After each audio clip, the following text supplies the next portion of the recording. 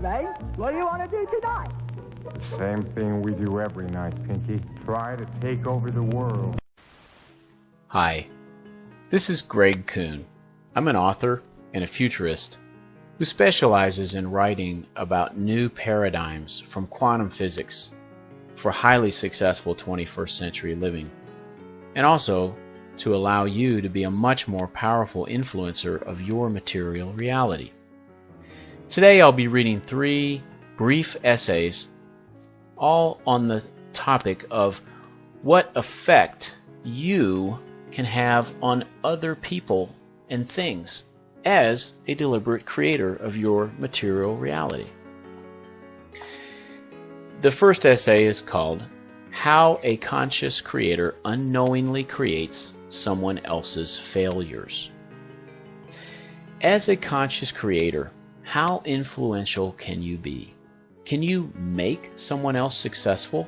Conversely, can you make someone fail?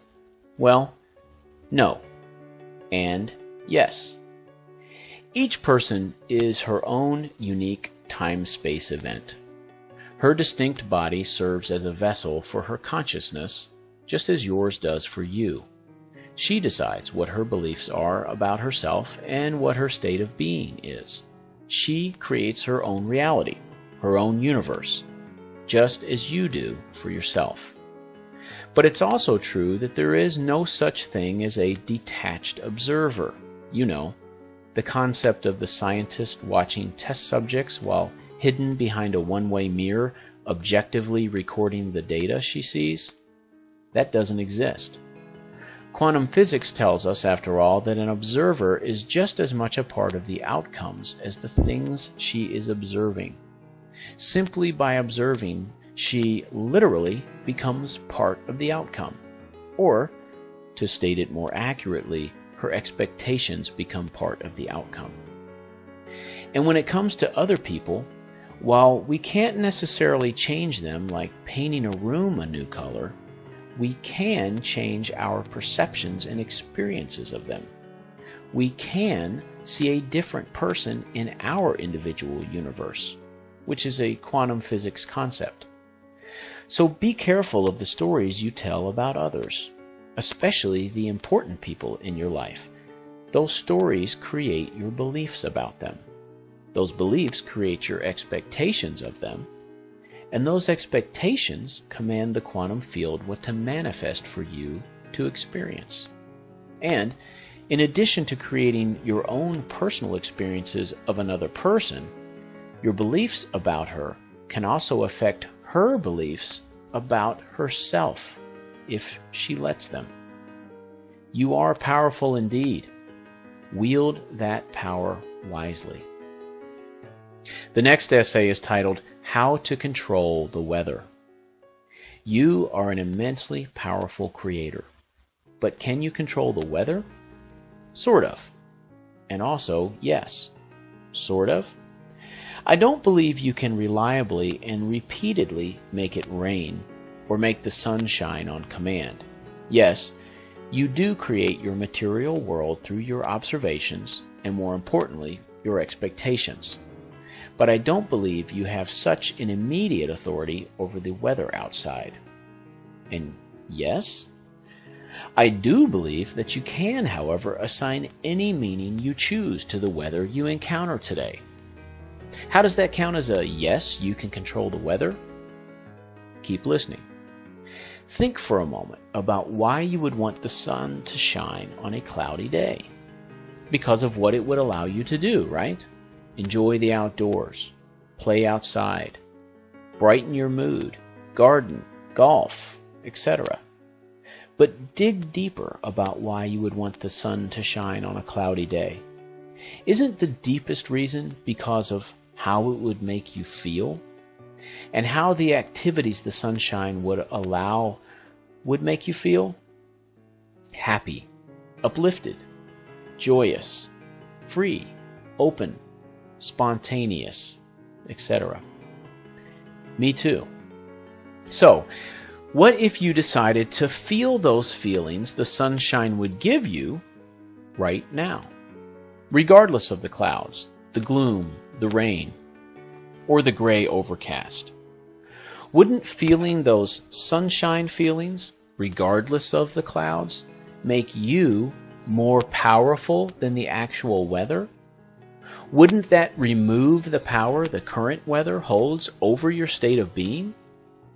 Wouldn't that decision in actual practice make you the master of the weather, wrestling back control over your state of being? So in this way, isn't it true to say that you are, in fact, capable of creating your own personal weather? So, yes, you can control the weather. And with practice, you'll find that adopting the practice of creating your own personal sunshine in this manner also prompts the actual sun to shine through the clouds, just for you.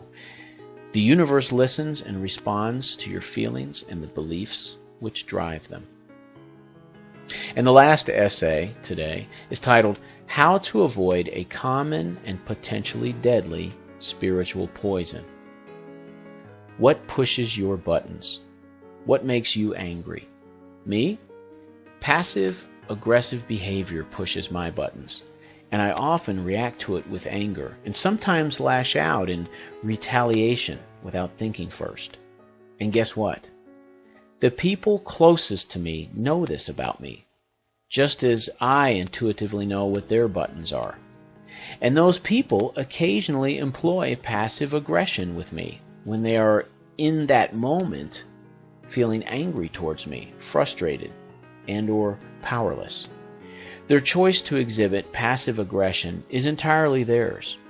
There is not much I can do about it, but I can always do something about my response. And reacting in anger usually makes me feel rotten afterward. So why, knowing that passive aggression is not okay for someone to use against me, and knowing that I am quote-unquote justified in my anger towards it, would I tell new, better-feeling stories about it? Because I don't want to feel rotten. And I am, after all, the only one in control of how I feel, unless I want to surrender that power to someone else. Feeling rotten does not align me with my desires, and acting in anger towards someone does not create a personal, pleasing, physical reality for me. When someone pushes my buttons, I can choose to tell a new, better-feeling story about it. I can remember that the button pusher is, at that moment, not in a good place. Anyone who feels great about himself doesn't need to resort to that kind of immature, non-effective behavior.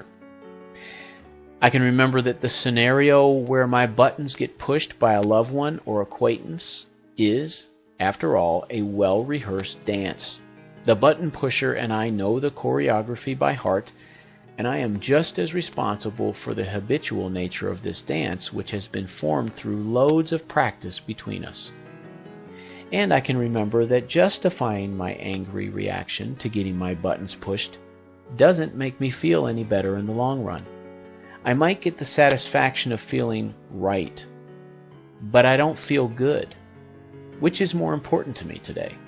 Being aware of my part in this dysfunctional dance and taking responsibility for it feels much better than the self-righteous satisfaction of being right. Those stories feel so much better than these. I need to yell at this person because he has made me angry with his button-pushing behavior. Or, I am justified to be angry and yell at this person. He deserves it, damn it. Or, I will punish this button pusher. He will not get away with this behavior.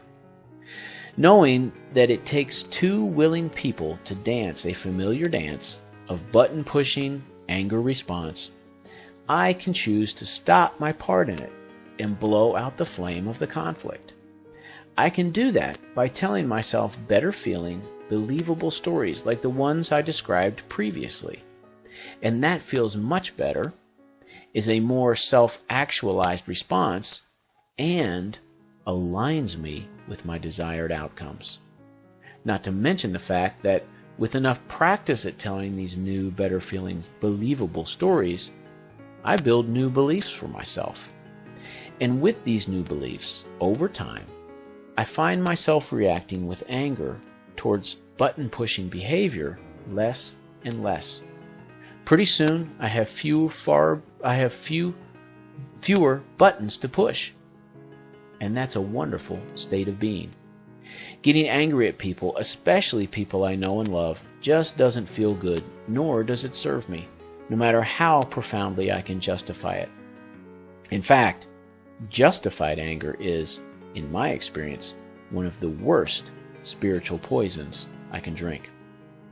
If you've enjoyed these essays, make sure that you visit my website, www.whyquantumphysicists.com, and there you'll find a wealth of information regarding how you too can use new paradigms from quantum physics to become a much more powerful influencer of your material experiences and your material reality, and also align your life with your dreams and desires.